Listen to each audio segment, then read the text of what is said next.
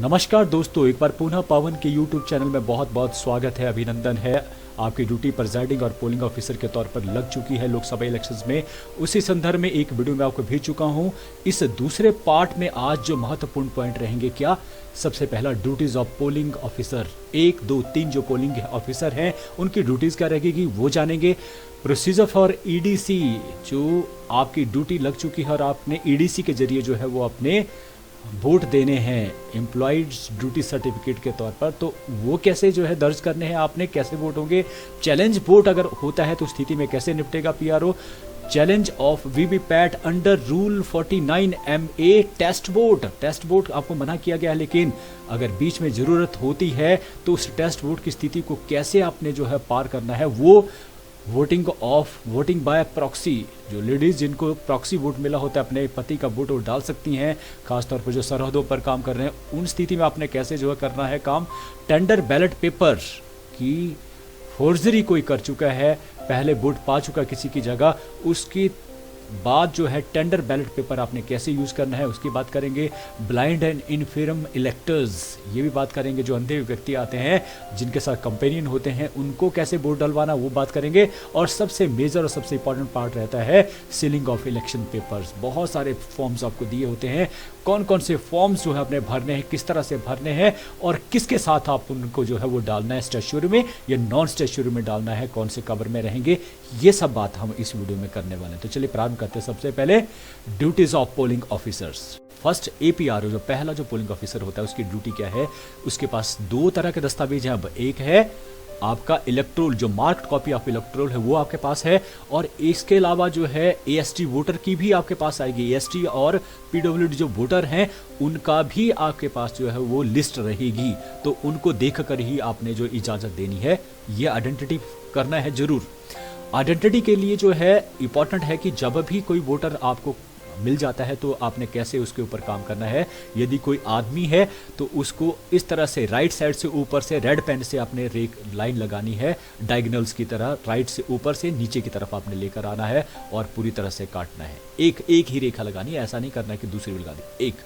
और फीमेल हुआ तो फीमेल के चक्कर में एक तरह से ये लाइन लगाई और दूसरा आपने उसका जो सीरियल नंबर है उसको राउंड करना है रेड पेन से। क्लियर है? तो मेल और फीमेल के लिए इस तरह से आपने करना है।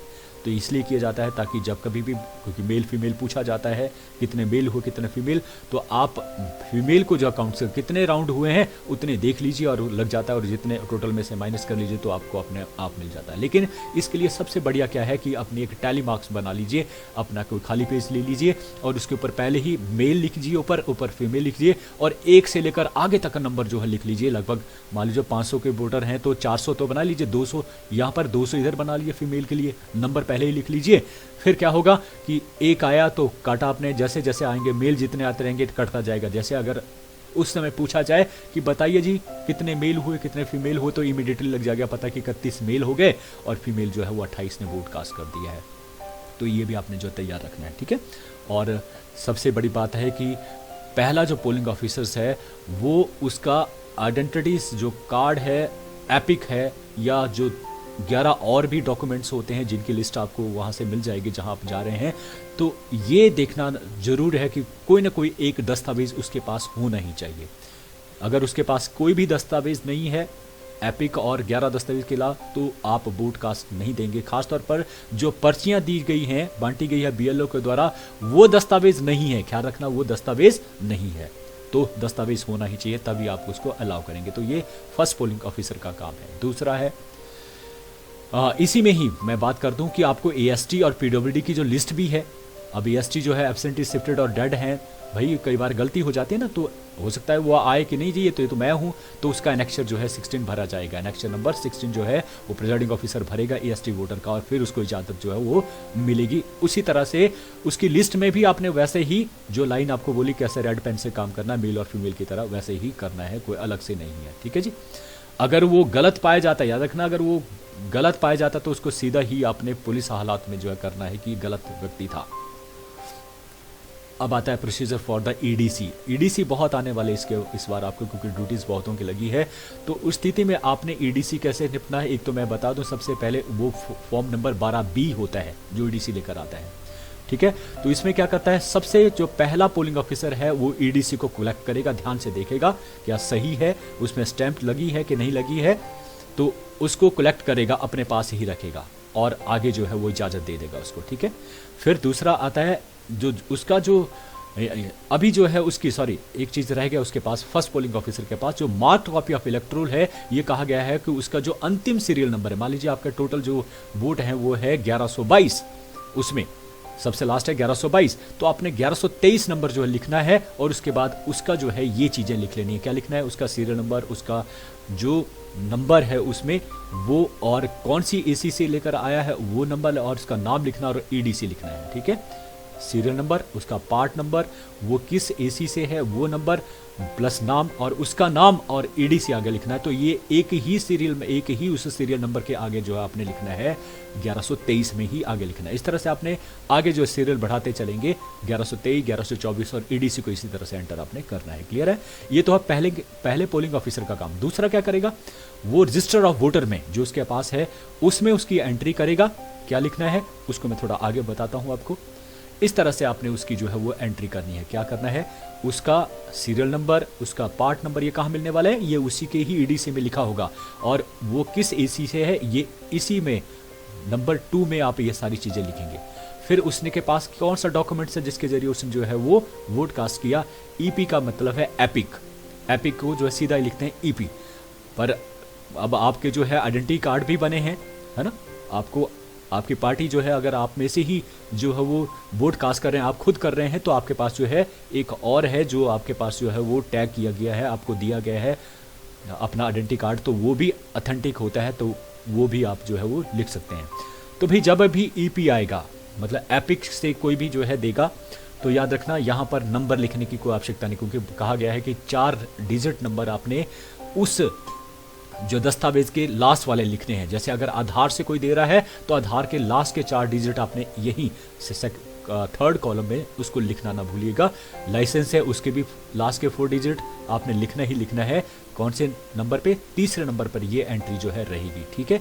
तो इस तरह से फुल सिग्नेचर याद रखिए, कोई भी इनिशियल साइन नहीं करेगा। जो उसका नाम है पवन कुमार है तो पूरा नाम लिखेगा पवन कुमार, फुल सिग्नेचर उनके लेने हैं। और ईडीसी है तो आपने लिखना ईडीसी वोटर आगे, ठीक है।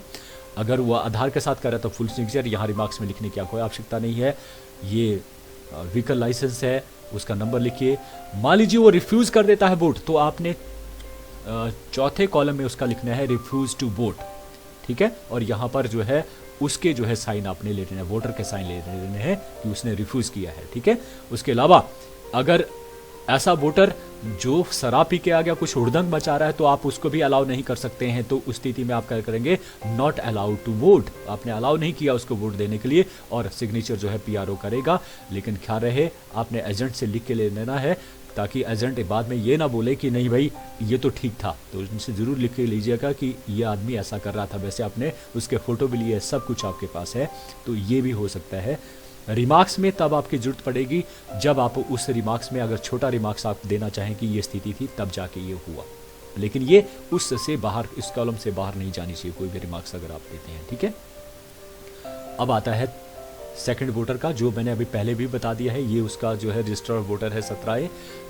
अब इसके पास देखिए 3 दस्तावेज होते हैं। एक इंडेलिबल इंक का इस्तेमाल उसको करना है, इंक लगानी है 4 फिंगर में, लेफ्ट हैंड के 4 फिंगर में लगेगी, ऊपर से नीचे की तरफ को इस तरह से यहाँ तक कराता है। दूसरा काम क्या करेगा, वो रजिस्टर ऑफ वोटर जो 17A है, कैसे काम करना है मैंने आपको अभी बता दिया। और तीसरा क्या, प्रिपेयर वोटर स्लिप, एक स्लिप उसके पास रहती है, वोटर स्लिप जिसको कहते हैं। ये 2 चीज़ें भर के अपने साइन करके, और ये उसके हाथ में देगा, वोटर के हाथ में। और वोटर जो है कहाँ देगा, उसको थर्ड पोलिंग ऑफिसर के पास जो है वो देगा, और थर्ड पोलिंग ऑफिसर फिर उसको इजाज़त देगा वोट डालने पर उस स्लिप के द्वारा, ठीक है।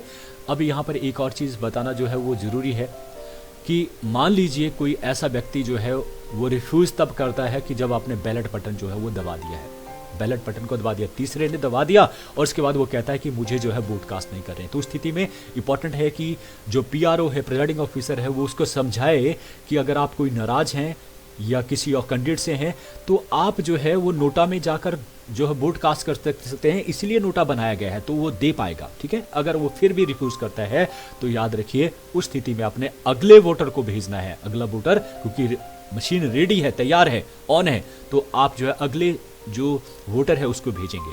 मान लीजिए ये स्थिति जो लास्ट वोटर में आ जाती है, लास्ट सबसे अंतिम वाला ना मना कर देता है, तो उस स्थिति में आप क्या करेंगे? देखिए अब मशीन जो है ऑन है और वो क्लोज आप नहीं कर सकते, वो लास्ट वोटर है, क्लोज भी नहीं कर सकते हैं क्योंकि वो एरर देगी मशीन।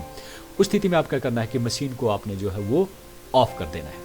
मशीन को ऑफ कर दिया और आपने मशीन ऑफ करने के पश्चात जो है आपने थोड़ी देर के बाद उसको ऑन करना है। और इससे क्या होगा, जो बिजी लैंप गया था, जो हमने कास्ट के लिए बोर्ड के लिए किया था, वो अब बंद हो जाएगा। लेकिन क्या होगा, जैसे ही आप ऑन करेंगे वैसे ही वीवीपैट में जो है वो 7 पर्चियां फिर से आ जाएगी। कोई बात नहीं, उनको आने दीजिए, उससे कोई फर्क नहीं पड़ता है। क्लियर है? तो अब जो है मशीन तैयार होगी कि वो आप क्लोज बटन दबा सकते हैं। तो क्लोज बटन दबाइए और आपका खत्म हो गया पोल। ठीक है, तो इस तरह की स्थिति आती नहीं है, लेकिन आपको ये बता रहा हूं। अब आता है थर्ड पोलिंग ऑफिसर। बोलते हैं बहुत इजी होती है, इजी नहीं होती है, बड़े संभल के आपको ड्यूटी अपनी करनी है। M3 के साथ आप जो काम कर रहे हैं, मैं फिर से कह दूं, M3 जैसे ही बैलेट का बटन आप दबाएंगे, आप अंदर BU का बटन जैसे ही दबाएंगे तो कोई विप साउंड नहीं आएगा, केवल मात्र जो है वो 7 सेकंड तक जो है वीवीपैट में पर्ची नजर आएगी और जैसे ही वो नीचे गिर जाएगी उसके बाद विप साउंड आएगा। तो याद रखना है। तो जब ग्रीन बटन है तो इसका मतलब मशीन तैयार है। आप बैलेट बटन तो उसने जो है दे दिया है वोट, अब जो है अगला बैलेट के लिए आप बैलेट जैसे दबाएंगे वैसे ही रेड जो है यहाँ पर जलेगी। तो ये ख्याल रहे, हर व्यक्ति का वोट जो है पढ़ना चाहिए। गलती से कोई ऐसा नहीं कि अंदर गया था और गलती से यही दबाया और आ गया और आपने उसका ध्यान नहीं दिया और उस तरह से एक जो है वो आपका मिसिंग हो जाए तो उसको मिलान करना मुश्किल हो जाएगा। तो इसलिए थर्ड पोलिंग ऑफिसर बड़े ध्यान से इस ड्यूटी को पूरा करेगा। अब आता है चैलेंज वोट। कुछ एक स्थितियां रहती है बीच में, उनके बारे में भी बता देता हूँ। चैलेंज वोट क्या होता है कि चैलेंज हो जाता है, कई बार एज को लेकर हो जाता है, आइडेंटिटी को लेकर गलत व्यक्ति आ गया, तो उस स्थिति में क्या होता है, सबसे पहले आपने 2 रुपए की फीस जो रखी गई है आपको रसीद होगी। आप क्योंकि ये चैलेंज करने वाले कौन होते हैं, जो सामने एजेंट बैठे हैं, तो एजेंट ने किया कि भैया ये सही व्यक्ति नहीं है, ठीक है जी, तो चैलेंज एक्सेप्ट कर लिया और आपने 2 रुपए की फीस जो है, इससे पहले जो है उसको जो व्यक्ति आया है उसको बताइए कि भाई आप गलत व्यक्ति हैं, चले जाइए, नहीं तो क्या होगा, पुलिस केस होगा। इस स्थिति में अगर चला जाता है तो करने की आवश्यकता नहीं। अगर वो डटा है कि नहीं भाई मैं तो सही आदमी, तो भाई आपने 2 रुपए की फीस काटनी है। ठीक है, 2 रुपए की फीस काटी, अब चैलेंज एक्सेप्ट होगा। आप बोलेंगे भाई बताइए जरा आपके पास क्या आइडेंटिटी अपनी। अगर वो सही बता देता है कि मैं सही, उसके प्रूफ बताता है और आपको लगता है कि वही व्यक्ति है, तो इसकी जो फीस 2 रुपए ली गई है उसको वापस नहीं होगी। ठीक है जी। लेकिन अगर वो गलत व्यक्ति है, उसने कहा था ये गलत व्यक्ति है और ये सही पाया गया, तो उस स्थिति में जो 2 रुपए उसको वापस करेंगे, तो रसीद आपने काटनी, उसको पर्ची देनी है। तो क्लियर हो गया जी, बात हो गया, समझ आ गई। तो इस तरह से जो है ये चैलेंज होगा। अगर गलत व्यक्ति आया और उसका सही पाएगा कि गलत ही व्यक्ति था, तो आपने सीधा ही उसको कहाँ भेजना, हवालात में भेजना है। ये है चैलेंज वोट। अब आता है ब्लाइंड एंड इनफिर्म इलेक्टर्स, कि अंधे व्यक्ति आ जाते हैं, वो देख नहीं पाते हैं, तो या कोई ज़्यादा एज व्यक्ति आ जाता है, उस स्थिति में, ये तो ब्लाइंड की ही बात कर रहा हूँ, तो ब्लाइंड के लिए क्या है, फॉर्म नंबर 14A है। ये 14A में लिस्ट बनेगी 1 2 3 4 करके, जितने भी लोग आएंगे उनके नाम आपने भरनी है।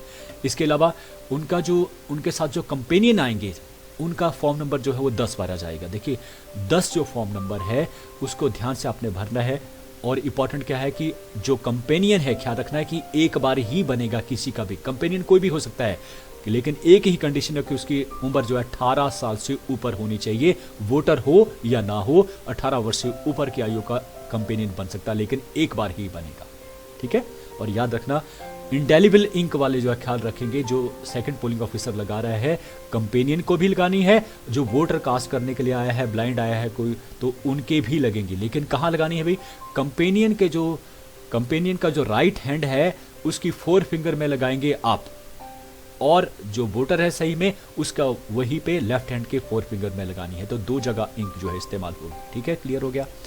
अब यहाँ पे ग्लव्स जो है वो की बात होती है कि उसने ग्लव्स राइट हैंड में पहना है, किसने, कंपेनियन, तो आप उतार के जो है उसके जो है वो राइट हैंड के 4 फिंगर में लगाएंगे।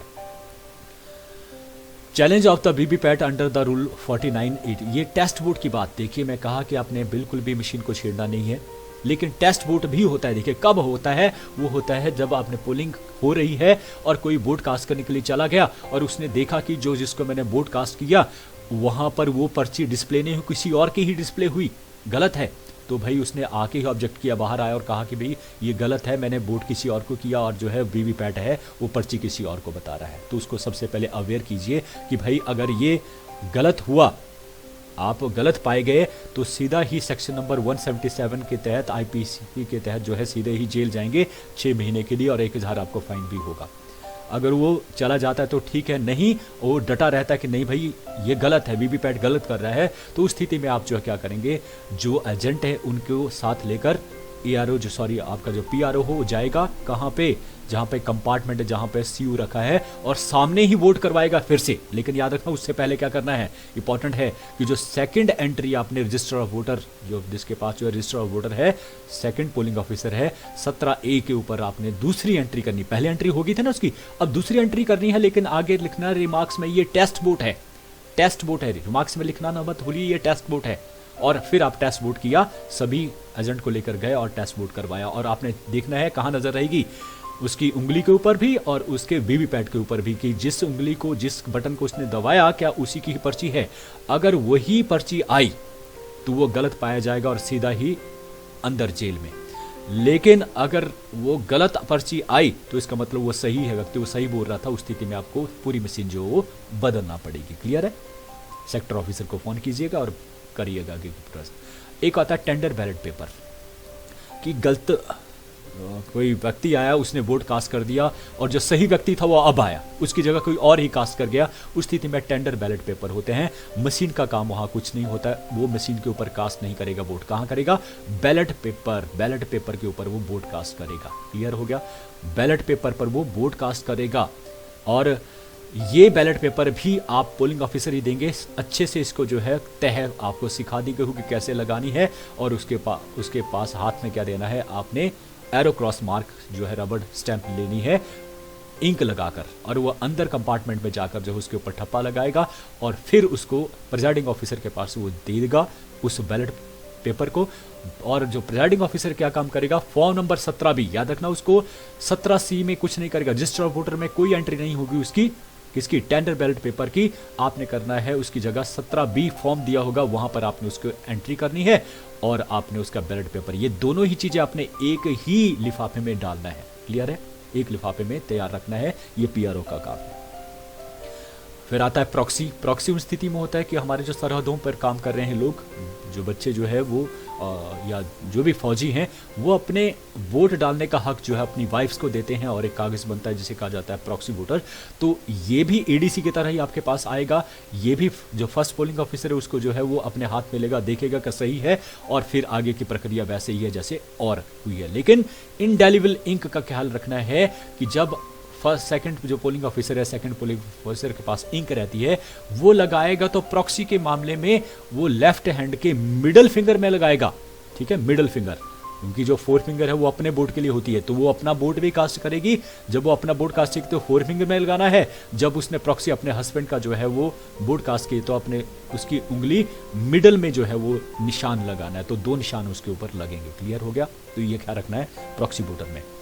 और याद रखिए जो आपका रजिस्टर है उसमें भी आपने जो रिमार्क्स में जो है क्या लिखना है, प्रॉक्सी वोटर। फिर आता प्रिजाइडिंग ऑफिसर डायरी, जो बड़ा इंपॉर्टेंट दस्तावेज जो पहले से लेकर लास्ट तक जो भरा जाता है, तो इसलिए ये दस्तावेज आपके टेबल पर होना चाहिए प्रिजाइडिंग ऑफिसर के। और पहले जो कॉलम भरे जाने हैं उसको पहले ही भरिए, जो बीच में भरने हैं वो बीच में भरे जाने चाहिए, ऐसा नहीं कि सबसे बाद में आप उसको भरेंगे। तो इस तरह का दस्तावेज जो मैंने रेड किए हैं ये पहले ही भर जाते हैं स्टार्ट में ही, कौन सी सील आपने यूज़ करी, कौन सी नहीं करी, ये सारा हिसाब किताब। लेकिन याद रखना इस दस्तावेज के ऊपर जब भी आप टोटल लिखेंगे कितने इलेक्टर जो है हुए, तो उसमें एडीसी का भी पता लगना चाहिए कि कितने एडीसी हुए। आप इस तरह से विद इन ब्रैकेट में भी बता सकते हैं या प्लस करके भी बता सकते हैं। तो इस तरह से जरूरी है ये पार्ट लिखना कि जब भी टोटल देंगे तो आपने दोनों में से कोई भी व्यवस्था करनी है, एडीसी कितने। और एक और बात है, एएसडी भी आए होंगे तो एएसडी भी बताना पड़ेंगे कितने हैं उसमें इंक्लूड। तो ये दस्तावेज यही था। अब आता अकाउंट ऑफ वोट की बात कर लेते हैं, जो फॉर्म नंबर 17C है, ये बड़ा इंपॉर्टेंट है। ये जो डॉक्यूमेंट्स है इसकी कॉपियां आपको बहुत सारी बनाना पड़ेंगी प्रिजाइडिंग ऑफिसर को, क्योंकि इसके जो है आपका ये जो दस्तावेज है एजेंट मांगेंगे, तो एजेंट के हिसाब से आप इसको दस्तावेज को, और अपने पास भी 2 कॉपियां बना के रखिए, इसके 2 लिफाफे अलग से, याद रखना ये इंपॉर्टेंट है। अपने पास भी 2 और इसके अलावा भी एजेंट कितने हैं उतनी कॉपियां बना के रखिए और ये आपसे मांगेंगे। इसके 2 पार्ट होते हैं, एक पार्ट जो है वो आप करेंगे उस दिन, दूसरा पार्ट आप नहीं भरेंगे, ये वैसे ही रहता है। इसके अलावा 16 पॉइंट की ऑब्जर्वर रिपोर्ट रहती है, वो भी यस नो में होती है, ये भी आपने कर लेना है। और विजिट सीट, ये थी जो मैं कह रहा था कि विजिट सीट जो है नेक्स्ट नंबर 13 के ऊपर होती है। तो ये आएंगे, जो भी सेक्टर ऑफिसर आएंगे, जो भी ऑब्जर्वर आएगा वो अपने साइन करेंगे और इस तरह से पूरा ये सिग्नेचर सीट करेंगे, भरेंगे। तो ये भी महत्वपूर्ण दस्तावेज है, इसको भी तैयार रखेंगे। अब आता है भी, अब आपका क्लोज होने जा रहा है वोट जो है। अब कोविड का जो है कुछ अभी इस तरह की व्यवस्था नहीं कि जो कोविड वाले वो आएंगे, अगर आया होगा तो वो भी दिशा निर्देश आपको मिल चुके होंगे। तो क्लोज अब क्या होगा कि आपका मान लीजिए कि 6 बजे आपका जो है ख़त्म होना है, ये टाइम है आपका ख़त्म होने का। तो 6 बजे जैसे ही होते हैं तो प्रिजाइडिंग ऑफिसर बाहर देखेगा, जितने भी लोग खड़े हैं उनको अपनी पर्चियाँ बना कर देगा, जिसमें उसके सिग्नेचर भी रहेंगे। अगर 11 लोग बाहर खड़े हैं उस समय वोट थोड़ी देर के लिए आप रोक देंगे, ठीक है, ब्रॉडकास्टिंग के लिए थोड़ी देर के लिए रोक देंगे प्रोसेस को। आपने 11 पर्चियां जो है बनानी है अपने नाम के साइन की, और आपने नंबर उसमें मेंशन करने 1 से 11। तो आपने जो स्लिप देनी है किस तरह से, जो दरवाजे पर खड़ा है उसको आपने नंबर देना है 11, और उसके पीछे आपने डिक्रीज होते रहना 10, 9, 8, मतलब लास्ट से आपने शुरू करना। लास्ट को देनी है 1 नंबर, फिर उसके अगले को 2 नंबर, इस तरह से जो दरवाजे के पास उसको 11 नंबर आएगा। तो जब भी फिर आपने शुरू कीजिए प्रोसेस, और जब 1 नंबर अंदर आ जाएगा तो उसके बाद के जितने भी खड़े होंगे उनको आप बिल्कुल भी अलाउ नहीं करेंगे। तो इस प्रकार से फिर उसके बाद आप सीधा ही यहाँ से इसका ढक्कन खोलेंगे सीयू का, और यहाँ पे अंदर क्लोज बटन है उसको आपने अच्छी तरह से दबाना है। ऐसा नहीं कि ऐसे ऊपर से किया और वो क्लोज नहीं हुआ, तो क्लोज करेंगे और क्लोज करने के बाद ये बताएगी कि अब जो है क्लोज हो चुका है, वो साइड भी आएगा, ठीक है। तो ये काम करना है, क्लोज आपने करना है। अब क्लोज करने के बाद याद रखना है पीछे आपने सीयू को ऑफ कर लेना है, ठीक है, ऑफ करना है। और ऑफ करने के बाद अब आपने जो दोनों को ही, जो ये तो M2 है, ये नहीं है, ये कुछ अलग तरह से दी होगी, तो ऑफ जरूर करना जो है इंपॉर्टेंट है कि आपने ऑफ जो है स्विच ऑफ करना है ताकि इसकी बैटरी जो है ख़त्म ना हो। और उसके पश्चात आपने जो है जो उसका वीवीपैट है उसको हटा लेना है। और वीवीपैट की अगर आपको बोला है, वीवीपैट का जो याद रखना है, अब आपने लॉक भी करना है वीवीपैट को, पीछे से जो है उसको लॉक करना है। और अगर आपको बैटरी निकालने के लिए कहा है तो क्योंकि उसकी बैटरी भी ख़राब ना हो, ख़त्म ना हो, इसलिए आपको कहा गया है अगर बैटरी निकालने की तो आप बैटरी भी उसकी निकाल सकते हैं। लेकिन और छेड़खानी आपने बिल्कुल भी नहीं करनी है किसी भी तरह की, क्योंकि बैटरी अलग सेक्शन में होती है। जो आपने सीलें लगाई हैं वो वैसी की वैसी ही रहनी चाहिए, ठीक है। तो इस प्रकार से अब आपने हर केस में, सीयू के केस में सीयू को डाल दीजिए, बीयू के केस में बीयू को डाल दीजिए। और इस तरह से टैग, जो एड्रेस टैग है उनको, और एड्रेस टैग के ऊपर भी आप साइन करना जो है, जो भी जहां भी वो करना चाहे उनको साइन जो है करवाइए। एजेंट आपके साथ रहेंगे उस समय तक जब तक कि सील का काम पूरा नहीं होता है। तो रखने का तरीका याद रखना है, सीयू को इसी तरह से रखेंगे जैसे उसमें बताया गया है। और ये जो लॉक है ना ऊपर की तरफ को आने चाहिए, जो एरो वाले लॉक हैं ऊपर की तरफ होंगे तभी ये, तो इस तरह से मशीन रखेंगे तभी ये बंद होगा, नहीं तो केस बंद नहीं होता है। उसी तरह का बीयू और इस तरह से ये आपका वीवीपैट, तो ये तैयार हैं। अब आता है ceiling of the election paper. Machine को सीलिंग कर लिया, अब पेपर को कैसे, देखिए ये काम जो है पहले ही, 1 दिन पहले ही कर लेते हैं कि कौन कौन से दस्तावेज है जिनको ऊपर सील लगनी है। तो हम क्या करते हैं, मुंह वाला पार्ट उसको खुला रखते हैं, और ये यहाँ जगह, ये बड़े वाला लिफाफा है तो उसमें कम से कम इतनी जगह के ऊपर सील लगी ही होनी चाहिए ताकि उसको ईजिली जो है वो वहाँ से कोई निकाल ना ले दस्तावेज। तो आपने इनको सील कर लेना है 3 जगह से और ये छोड़ देना है। इसी तरह से छोटे भी आपने 2-3 जगह से जो सील कर लेना है, और मुंह वाला हिस्सा जो है तो ये पहले ही कर लेना ताकि उस दिन आपको ज़्यादा काम ना करना पड़े। तो कौन कौन से दस्तावेज जो सील रहते हैं, जैसे कि पहला जो दस्तावेज आता है, अभी पहले ये कर लेते हैं कि इनमें जो है, जो ईवीएम की जो सीयू है, ये सीयू है, यहाँ गलती से जो है बीयू अभी भी रह गया जबकि मैंने करेक्शन कर ली थी, ये बीयू नहीं है, सीयू है। तो इसके साथ जो है, सीयू के साथ जो है वो 4 जो है पहले जाते थे दस्तावेज, अब 5वां भी दस्तावेज शामिल हो गया है, मॉक पोल सर्टिफिकेट जिसकी बात करी थी। मॉक पोल सर्टिफिकेट में कितने फॉर्म है, 3, पहले 3 फॉर्म जो है उसमें डालने हैं, 1 लिफाफा ये भी रहेगा। अब 4 कौन कौन से है, अकाउंट ऑफ वोट 17C का जो है, जो इलेक्शन नंबर 11 के ऊपर आपने बनाया है उसका 1 लिफाफा होगा, बाहर लिखा होगा उसके ऊपर declaration bye the presiding officers, ये भी रहेगा। यह एनेक्शन नंबर 5 है, इसकी एक लिफाफा होगा। प्रिजाइडिंग ऑफिसर डायरी, ये एनेक्शन नंबर 12 है, इसका 1 लिफाफा होगा। और विजिट सीट जो 16 पॉइंट का है वो भी रहेगी, तो एक वो भी लगाएंगे, और मक पोल का एक और। ये 5 जो लिफाफे, यहाँ 4 है, आपने 5 लिफाफे इसके साथ जो है वो लगाने हैं। क्लियर हो गया? इसके साथ धागे साथ बांधने हैं, जो जरूरी है, महत्वपूर्ण है। क्लियर है? अब आता है स्टैच्यूरी कवर। ये पहला पैकेट होता है और इसमें 5 दस्तावेज, 5 लिफाफे जो है पड़ेंगे, जिसकी बाहर रूपरेखा दी होती कि कौन कौन से वो रहेंगे। जैसे कि कौन कौन से? मार्क्ड कॉपी ऑफ द इलेक्ट्रोल्स, जिसको पहले पोलिंग ऑफिसर थे मार्क किया है, जिसके ऊपर कितने वोटर आए हैं, कितने मेल हैं, कितने फीमेल हैं, वो रजिस्टर पहले में। दूसरा register of voter, register of voter जिसमें जो है वो नाम लिखे गए, साइन लिए गए हैं, वो आपने जो है दूसरे में डालना है। तीसरे लिफाफे में वोटर स्लिप्स, जो थर्ड पोलिंग ऑफिसर के पास थी, स्लिप जो संभाल के रखनी है, 5-5 के उनके बंडल बना लीजिए ताकि आपको गिनने के लिए आसानी हो बाद में, तो उनको डालना है तीसरे लिफाफे में, जो इसी से संबंधित है।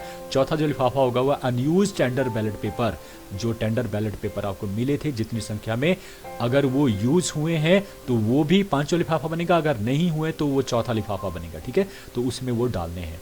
अगर मान लीजिए आपका यूज़ नहीं हुए तभी भी आपने लिफाफा जो नील का बनाना है, और इस प्रकार से ये 5 लिफाफे वहाँ पर जो लटके होने चाहिए, सॉरी अंदर होने चाहिए, और ये सील होंगे पांचों को पांचों। ये मुंह भी बंद कर लेना, उनको सील कर लेना है, लेकिन ख्याल रखना है इसका आपने मुंह बंद नहीं करना है, सील नहीं करना है। ये सील कहाँ होगा? जब आप 5 लिफाफे लिखवाएंगे, वहाँ दिखाएंगे जहाँ पर ये डिपॉजिट होने हैं, उसके बाद ही ये सील होगा, उसके बाद उससे पहले नहीं होगा। तो इससे पहले आपने इसको पिन अप कर लेना है ताकि जो लिफाफे, कोई भी लिफाफे बाहर ना गिरे। फिर दूसरा जो होता है वो नॉन स्टैच्यूरी होता है, इसमें कोई भी लिफाफे जो होते हैं वो सील नहीं होते हैं, लेकिन मैं कहूँगा यहाँ पर भी 2 कम से कम लिफाफे ऐसे हैं जिनको सील करना पड़ेगा। देखिए क्या क्या रहेंगे इसमें। पहला रहता है अदर देन मार्क्ड कॉपी, जो 2 बच गई हैं मार्क्ड कॉपी इलेक्टोरल के अलावा 2 इलेक्टोरल, उनको एक लिफाफे में डालना है। अपॉइंटमेंट जो लेटर हैं पोलिंग एजेंट के, उनका लिफाफा है फॉर्म नंबर 10, जो इसमें जो फॉर्म है वो डालेंगे, वो दूसरा लिफाफा रहेगा। तीसरा होगा इलेक्शन ड्यूटी सर्टिफिकेट्स, जो ईडीसी आए हैं उनका एक लिफाफा रहेगा।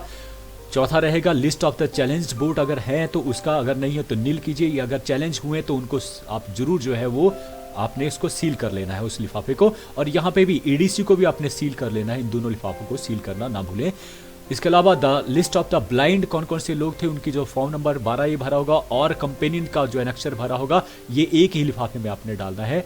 ये जो है 5वां लिफाफा होगा। छठा है कि कोई व्यक्ति जो है एज की डिक्लेरेशन कर रहा है, तो उस स्थिति में अगर कोई फॉर्म भरा है तो वो भी आपने जो है इसमें डालना है। ये है छठा। 7वां क्या है? Cover containing the receipt book, अगर आपने जो है, जैसे ये मिली है, सभी को मिलती है, लेकिन अगर आपने कैश किया है, ऐसा कोई केस हुआ था, चैलेंज किया था, तो आपने जो है ये काटी है, तो कैश आपने उसी काउंटर पर अलग से डिपॉजिट करना है, और रिसिप्ट बुक आपने एक लिफाफे में डाल के जो है देनी है। ठीक है। Cover containing unused and damage paper seal, जो जितनी बच गई है, जिनको यूज कर लिया वो ठीक है, जो अनयूज और डैमेज है वो एक ही लिफाफे में डालनी है। इस तरह अनयूज वोटर स्लिप्स जो हैं वो भी डालनी है एक लिफाफे में। ये 9वां होगा। 10वां में का और डैमेज्ड पेपर, जो स्पेशल टैग हैं वो भी बच जाएंगे, अनयूज्ड हो चाहे डैमेज्ड हो, वो आपने वहाँ पर डालने हैं। Unused and damage strip seal, ये 11वां लिफाफा। तो 11 के 11 जो है यहाँ पर होंगे। हो सकता है यहाँ बढ़ जाए, 2 और दस्तावेज को डाल दें, क्योंकि आपको जो है एक ब्लू पेपर सील भी मिलती है, और भी कुछ चीज़ें मिलती है, हो सकता है उसमें, तो ये पूछ लें ज़रूर। तो 12 में, सॉरी दूसरे में पैकेट में जो है वो 11 चीज़ें जो है वो पैक होंगी। फिर आता है पैकेट नंबर 3, जो ब्राउन कलर का रहता है। इसमें 7 आइटम्स जो जाएंगी, क्या क्या जाएंगी? हैंडबुक जो प्रिजाइडिंग ऑफिसर की वो जाएगी, इलेक्ट्रॉनिक वोटिंग मशीन का मैनुअल अगर मिला वो जाएगा, इंडेलिबल इंक जाएगी, सेल्फ इंकिंग पैड जाएगा, द मेटल सील जाएगी, द एरो क्रॉस मार्कर जाएगा इसमें, और कप जो अगर मिला है इंडेलिबल इंक का के लिए रखने के लिए वो मिला, तो वो, ये सारी चीज़ें इसमें आपने डालनी है खुले तौर पर। ठीक है, तो ये भी आपने पिन अप करना है। फिर चौथा जो पैकेट है वो ब्लू कलर का रहता है। इसमें जो चीज़ें वो नहीं बताई गई है कि अदर देन है, लेकिन याद रखिए मैंने बड़े ढूंढ के इन चीज़ों को निकाला है कि ये भी मांगे जाते हैं, इसके लिफाफे भी आपने बनाने हैं। आपके पास अगर नहीं लिखा है बाहर तो उनके ऊपर जो है जरूर लिखिए कि किस तरह का लिफाफा है। क्या है? टर्न आउट रिपोर्ट होती है एक, जिसमें P05 फॉर्म होता है, वो भी आपके पास इस बार दिया है कि नहीं दिया पता कर लेना है। वो आपसे मांगा जाता है तो आपने लिफाफा जो है बना लेना है, ये इसमें डालना है। मार्क्ड लिस्ट ऑफ ASD, जो आपको लिस्ट दी गई है ASD वोटर की, वो भी अगर कोई ASD वोटर आया है तो उसका एनेक्चर आपने भरा है 16, वो एक ही में डालना है, एक लिफाफे में डालना है। फिर mark list of the PWD भी वोटर आया है, उसकी लिस्ट भी, उसमें भी आपने जो है एक लिफाफा बनाना है, उसमें डालना है। Declaration under rule 49 MA test vote अगर हुआ है तो टेस्ट वोट कब होगा, जब एनेक्शन नंबर 15 जो है वो आपको भरेंगे। देखिए अब मैं यहाँ पर एक चीज़ आपको बता दूं कि हमने जब टेस्ट वोट किया था तो मैंने आपको बताया था कि दूसरी एंट्री करनी है अपनी उसकी, और वहाँ पर लिखना है टेस्ट वोट। लेकिन अब टेस्ट वोट हुआ और वो ठीक है भाई गलत हुआ, क्योंकि वो जो है गलत बता रहा है, वीवीपैट अलग बता रहा है, जो पर्ची है वो अलग आ रही है, वोट कहीं और कास्ट कर रहा है। तो उस स्थिति में क्या किया हमने, बदल दिया। लेकिन अभी भी उसका वोट नहीं पड़ा है, रियल वोट जो पढ़ना चाहिए, क्योंकि वो गलत पढ़ रहा है। तो अब जो है भाई उसको आप इजाजत देंगे वोट कास्ट करने की, लेकिन एंट्री नहीं करेंगे। ये बताना मैं भूल गया था कि उसकी एंट्री नहीं करेंगे, क्योंकि आपने पहली जो एंट्री की है वो रियल उसकी एंट्री है, उस एंट्री के हिसाब से ही वो वोट कास्ट कर रहा है। तो 2 ही एंट्रियां उसकी रहेगी, एक पहली और दूसरी जो है टेस्ट वोट की। टेस्ट वोट आप उसके रिमार्क्स में लिखना मत भूलिएगा। इस तरह से ये ख्याल रखना है कि उसकी 2 एंट्रियां हुई, और जब आप बाद में टोटल भी लिखेंगे तो उन एंट्रियों को मत गिनना, क्योंकि 17 में एक एंट्री बढ़ जाएगी टेस्ट वोट की। क्लियर है? तो भाई अब आपने तीसरी एंट्री उसकी नहीं करनी है, आपको सिर्फ खाली उसको वोट करना देना है, ये जरूरी है। विदाउट एंट्री के पहली एंट्री उसको हो चुकी है। Cover containing unused and damaged pink paper seals, जिसकी बात मैं कर रहा था, अगर कोई डैमेज्ड है जो बच गई है उसको डालना है लिफाफे में। Check memo by the presiding officer annexure number 20 दिया गया है, ये भी मांगा जाता है कई बार। तो ये एनेक्चर में ज़्यादा नहीं है, टिक मार्क ही है, तो ये भी आपने जो है लिफाफा तैयार करना है। एक और है कि विजिट सीट जो है ऑब्जर्वर की, सेक्टर ऑफिसर जो आए हैं उनकी विजिट सीट आपने तैयार करी है, उसका लिफाफा भी आपने तैयार करना है। और cover of the letter of the complaint SHO को अगर आपने करी है, एनेक्चर 6 भरा है, तो वो भी आपने जो है एक लिफाफा बनाना है। Polling agent relieving agent movement, ये एनेक्शन नंबर 17 आपने बनाया है, कब कौन किस समय गया, तो उसका भी आपने जो है वो साइन लिए हैं उनके, वो भी लिफाफा तैयार करना है। इसके अलावा ये जो 3 डॉक्यूमेंट्स हैं इसके 2-2 पैकेट आपने बनाने। एक तो ऑलरेडी आपने दे दिया है, प्रेजाइडिंग ऑफिसर डायरी चले गई है, CU के साथ अकाउंट ऑफ वोट भी चला गया है, ये 17 पॉइंट भी चला गया है, लेकिन इसका एक कॉपी आपने एडिशनल जो रखना है, उसका एक लिफाफा अलग से बना लेना है। कई बार ये अलग से आपसे मांगा जाता है। तो इस तरह से ये सारी की सारी चीज़ें आपने चौथे पैकेट में डालनी है, जो आपको शायद नहीं बताया जाएगा, तो इससे इसका आपका ख्याल रखना है। अब और भी चीज़ें हैं, ये थर्मल स्कैनर आपको दिया होगा, इसके अलावा बहुत सारा सामान वो यूजेबल है, ये आपने वापस करना है, जरूरी है। और एक इसके अलावा क्या है, वोटिंग कंपार्टमेंट है, वो भी आपने जो है डिपॉजिट करना है। क्लियर है? तो ये सारा डिपॉजिट आप करेंगे। इसके अलावा देखिए ये बताना ज़रूरी है कि कुछ एजेंट या जो कैंडिडेट है वो अपनी सील भी लगाना चाहते हैं। किन किन के ऊपर, जितने भी ये मैंने दस्तावेज दिए हैं इनके ऊपर वो अपनी सील जो है वो लगा सकते हैं, आप उसको अलाउ कर सकते हैं, ये कहा गया है। ठीक है, तो ये आप पढ़ लें कौन कौन से दस्तावेज है। उनके बाहर जो लिफाफा जब बंद करेंगे आप अपनी सील लगाएंगे, सील वो अपनी सील भी कहीं पर लगा सकते हैं, ऐसा मैं कह रहा हूँ। तो ये एक और चीज़ है कि यूटिलाइजेशन सर्टिफिकेट जो आपको कंटीजेंसी दी जाती है उसका यूटिलाइजेशन सर्टिफिकेट भी आपको देना होता है, तो उसको भी पहले ही बना लें। और यहीं पर मैं एक चीज़ और बता दूं कि प्रिजाइडिंग ऑफिसर जो है, जो बाकी आपके अंडर काम कर रहे हैं, उन सब की रिलीविंग पहले ही बना के रखें, क्योंकि इनको आपने ही रिलीव करना है, वहाँ से उनको रिलीविंग नहीं मिलने वाली, आपको ही मिलने वाली अकेले रिलीविंग। आप उनको रिलीव करेंगे जो आपके अंडर हैं, जितने भी पोलिंग ऑफिसर हैं, सिक्योरिटी गार्ड हैं, या जो भी हेल्थ वर्कर हैं, वो सब रिलीविंग आप देने वाले हैं। तो ये तब करेंगे आप, रिलीफ हेल्थ वर्कर को आप दे सकते हैं पहले, लेकिन आप किसी भी हालत में पोलिंग ऑफिसर और जो आपके लिए जो है गार्ड किए गए हैं, पुलिस वाला है, उनको आप जो है डिपॉजिट होने के बाद ही रिलीविंग देंगे। क्लियर है? इस चीज़ को आपने ख्याल रखना है। तो मेरा काफ़ी जो है वो समय लगा आपको बताने के, लेकिन मैंने आपको बारीकियों से हर एक चीज़ को जो रूबरी को करवाया। मैं मानता हूं कि आपके जो एफर्ट्स हैं वो जरूर सक्सेस में बदलेंगे। ऑल द बेस्ट सभी को। आपने ध्यान से सुना। यदि आपको मेरी वीडियो अच्छी लगी तो लाइक जरूर कीजिएगा। धन्यवाद।